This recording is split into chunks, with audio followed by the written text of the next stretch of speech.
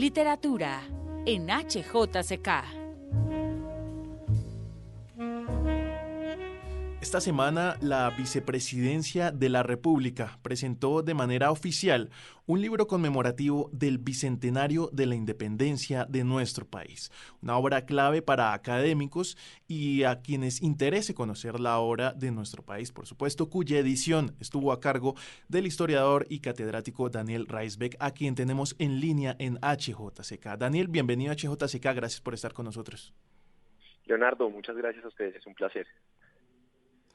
Daniel, antes de que nos cuente sobre su labor como editor, le quería plantear una dinámica para que todos conozcamos de primera mano el contenido del libro. Si le parece, acá tengo el índice. El libro se titula Bicentenario de la Independencia de Colombia, 1810-1830. Quisiera leer el título de algunos capítulos y que usted nos comente un poco sobre estos textos.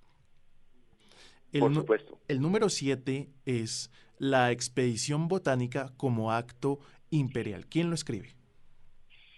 Lo escribe Alberto Gómez Mejía, que es el presidente de la Red Nacional de Jardines Botánicos. Y este es un buen ejemplo de... el libro tiene una combinación de autores y Alberto Gómez Mejía es un autor que nos trae una perspectiva histórica de la independencia desde otra disciplina, en este caso la botánica, y por eso me parece que es algo diferente y que le agrega una dimensión interesante también al libro. Por supuesto, bien interesante y diferente, como usted lo anota, a la historia a la que estamos acostumbrados de leer de la época. ¿Qué nos cuenta ahí, Alberto?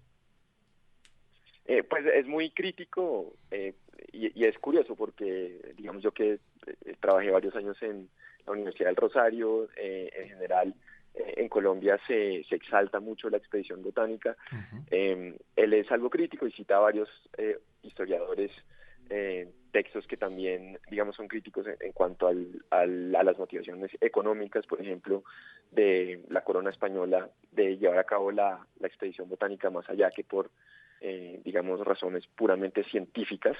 Uh-huh. Y discute también, obviamente, el rol de Francisco José de Caldas, y también pues la gran ironía, creo que es la parte más impactante de su capítulo, de que es ejecutado durante la restauración y luego más adelante se le erige una estatua en su honor en España, en Madrid. Entonces es algo muy que a mí por lo menos como lector me impactó y es un capítulo muy bueno.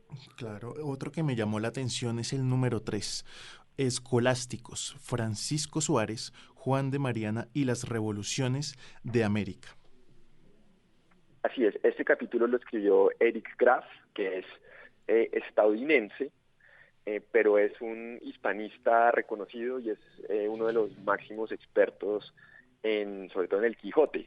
Uh-huh. Pero él también pues es experto en toda la era del siglo de oro, y en términos filosóficos, en términos de filosofía política le interesa mucho y ha escrito bastante y enseñado acerca de este tema de la Escuela de Salamanca, uh-huh. Que es este grupo de intelectuales, muchos de ellos clérigos, que terminan reunidos sobre todo alrededor de la Universidad de Salamanca en el siglo XVI en España, y de acá surgen todo tipo de teorías que se pueden llamar neoescolásticas, construyendo sobre lo anterior de Santo Tomás sobre todo, uh-huh. Y son de manera muy interesante, y lo menciona el autor en el capítulo, son teorías políticas que podríamos llamar de gobierno limitado. Entonces ellos defienden el derecho natural a que los ciudadanos o las personas tienen ciertos derechos que los gobiernos no pueden violar. Entonces están muy claramente argumentando en contra de lo que podríamos llamar el absolutismo, inclusive el derecho divino de los reyes, y una persona como Juan de Mariana, en varios de sus textos, él argumenta en contra del derecho divino y a favor de la soberanía popular. Básicamente la idea es que el pueblo tiene ciertos derechos. Uno de ellos es que la tributación, el nivel de impuestos no sea muy alto, uh-huh. Y en el caso de que un rey viole esos derechos naturales, entonces deja de ser un rey y se convierte en tirano, y por lo tanto el pueblo tiene el derecho natural al tiranicidio, básicamente a sacar al rey, inclusive por medio del regicidio. Entonces ese es uno de los temas interesantes, en mi opinión, de este capítulo. Siguiendo con el índice del libro, encuentro dos capítulos suyos, de su autoría, que me llaman la atención, en que habla sobre la influencia clásica, tanto en la conquista española de América, en el primer capítulo, como en la independencia, que es el sexto capítulo. Así es, esto es lo que yo puedo aportar, sobre todo porque mi especialidad como historiador es el mundo antiguo, grecorromano, y a mí siempre me ha interesado este tema de cómo en esta parte del mundo siempre hubo algo que es tal vez menospreciado, pero una clara influencia de los clásicos, tanto a la hora de la conquista. Entonces, en ese primer capítulo yo menciono obviamente cosas como el orden militar de los españoles. En última, si uno va lo suficientemente atrás, está inspirado en la Legión Romana y más atrás en la Falange griega. También, si uno mira, por ejemplo, el trazado endamero de las ciudades coloniales españolas, inclusive en Bogotá, pero a través de la región que traen los españoles, pero ellos están basando, por ejemplo, en autores como Vitruvio, y están copiando de una manera muy consciente el modelo romano urbanístico. Entonces es algo que tenemos hasta el día de hoy y tal vez muchas veces no nos damos cuenta. Sí. Eso en cuanto a la conquista española de América, ¿no?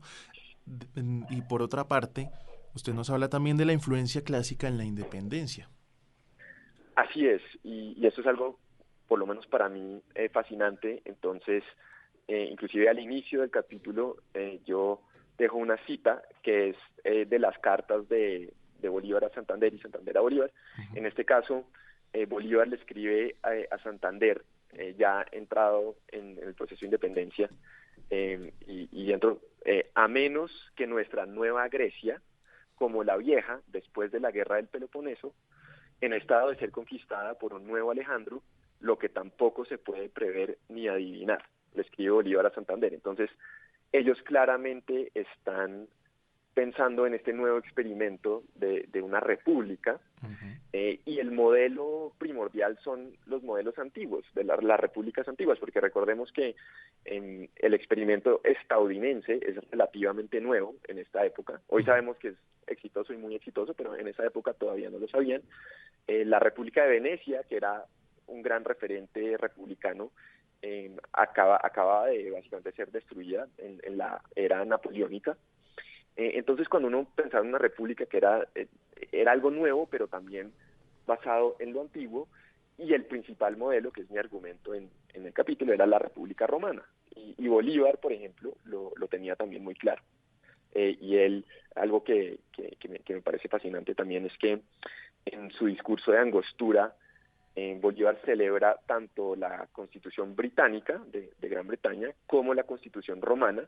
Inclusive propone un senado vitalicio para tener este elemento aristocrático dentro de esta Constitución, y es algo que pues, normalmente no tenemos en cuenta cuando hablamos de Bolívar.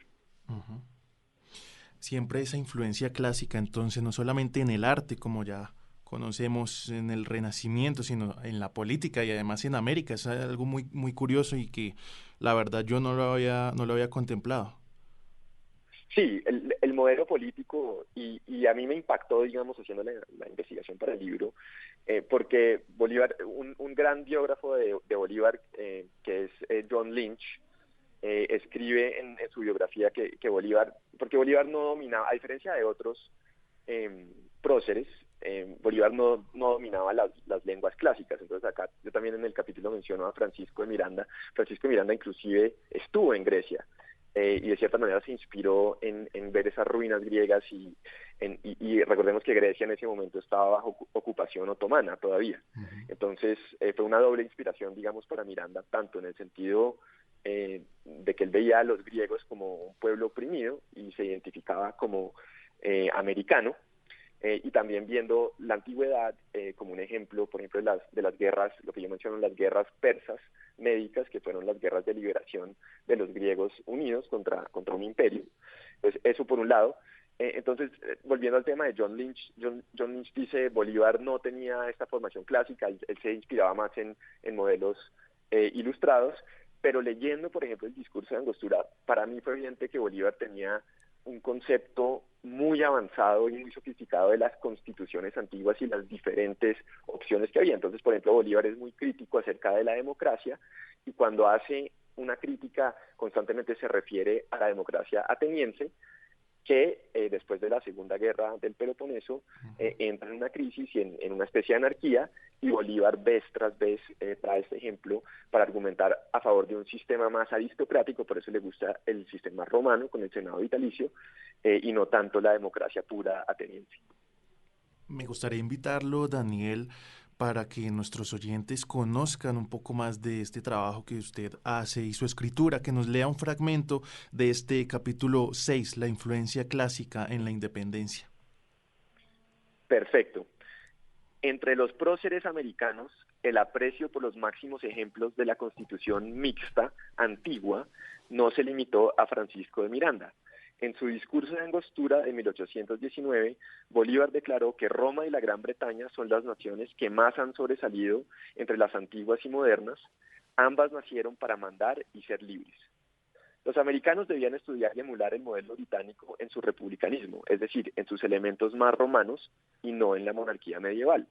Tal constitución, afirmó Bolívar, es la que parece destinada a operar el mayor bien posible a los pueblos que la adoptan. Eso en cuanto a su trabajo como escritor en esta edición, en este libro, pero ahora cuéntenos sobre su trabajo como editor. ¿Cuándo empezó este proyecto? ¿Cómo se realizó la convocatoria para articular todas estas investigaciones y estos puntos de vista sobre la independencia? Sí, este proyecto se completó todo este año, 2019. El proyecto, de hecho, ya estaba avanzado, se había creado antes de que yo llegara. Lo que terminó sucediendo es que varios historiadores que lo habían asumido por diferentes razones no pudieron hacerlo. Entonces terminé yo a cargo del proyecto hacia marzo. Entonces, la verdad, para que saliera este año había algo de afán. Pero sí se hizo una convocatoria y conseguimos, como digo, excelentes autores. Entonces yo los divido en tres grupos. Están personas de gran prestigio y reconocimiento en el campo de la historia, como pueden ser Adelaida Zurdiz, por ejemplo, o Armando Martínez Garnica. Ambos tienen un capítulo. Adelaida Zurdiz escribe acerca de la historia de Cartagena, Armando Martínez Garnica acerca de la Confederación de las Provincias Unidas de la Nueva Granada. Tenemos otro grupo de autores que son autores jóvenes, una nueva generación de historiadores que yo creo que darán mucho de qué hablar. Entre ellos está James Torres, que está completando su doctorado en Estados Unidos, pero él ya ha publicado numerosos artículos y un libro inclusive acerca de la minería, de la historia de la minería en Colombia, y él tiene un artículo acerca de la minería en la era de la independencia. Y está el otro grupo de autores que, como mencioné, son personas, por ejemplo, Roberto Junguito, exministro de Hacienda, que nos traen una visión histórica desde otras disciplinas, en este caso la economía, mencioné la botánica, también tenemos el derecho constitucional y también otro autor que mencionamos, Eric Graf, que es hispanista y experto en el siglo de oro español. Bueno, y a grandes rasgos, ¿hay algún tema que se le haya escapado, que usted hubiera querido incluir? Tal vez, no sé si lo incluyó, lo tiene ahí, pero algo sobre arte, música. No, por supuesto, pues digamos, claro, de música, digamos, teníamos límites de espacio, entonces de música desafortunadamente no hay un capítulo, pero sí Santiago Robledo Páez, que es otro de estos autores jóvenes que son muy talentosos, escribió el artículo de las artes durante la independencia y es realmente fascinante, digamos, explorar la relación en la era de la independencia tanto del arte y la política, la influencia del arte sobre la política y la influencia de la política sobre el arte. Y lo hace muy bien. En cuanto a la temática, mi objetivo desde el principio como editor fue producir un libro que obviamente nos llevara a la era de la independencia, al año 1819, pero a todo el periodo. Entonces, el libro por eso cubre desde 1810 hasta 1830.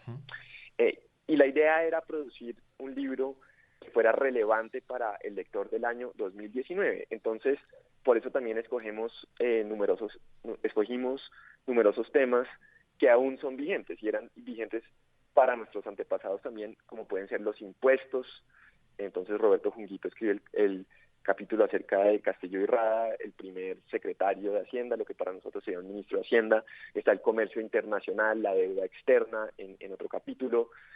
Tenemos la minería, como mencioné, la educación pública, educación estatal, porque en esta era se crean realmente los primeros colegios que podríamos reconocer como colegios públicos, el inicio de lo que viene a ser la Universidad Nacional con la Universidad Central, el rol de las mujeres en la sociedad. Hay un capítulo magnífico acerca de las mujeres, porque normalmente oímos de grandes heroínas como Policarpa Salabarrieta, por ejemplo, pero hay numerosas mujeres, muchísimas mujeres que participaron activamente en el proceso de la independencia, tanto del lado patriota como del lado realista. Otro capítulo acerca de la contribución de los indígenas y los afrodescendientes, muy bien escrito por Roger Pita de la Academia Colombiana de Historia. Entonces, como digo, la meta era que un lector contemporáneo pudiera mirar hacia 200 años hacia atrás, pero de una manera que también se sintiera identificado con los temas que aún hoy son debatidos. Claro, decía al principio de esta entrevista, Daniel, que el libro, si bien fue presentado esta semana por la Vicepresidencia de la República, aún no está disponible para su consulta, no está a la venta. ¿Cuándo lo vamos a tener disponible? ¿Cómo va a ser la distribución? Bueno, como editor, desafortunadamente esos temas se salen de mis manos, pero según entiendo, el libro estará en venta, por lo menos cierto número de ejemplares en la Biblioteca Luis Ángel Arango. Y Credencial Historia, porque el libro tiene dos editores institucionales.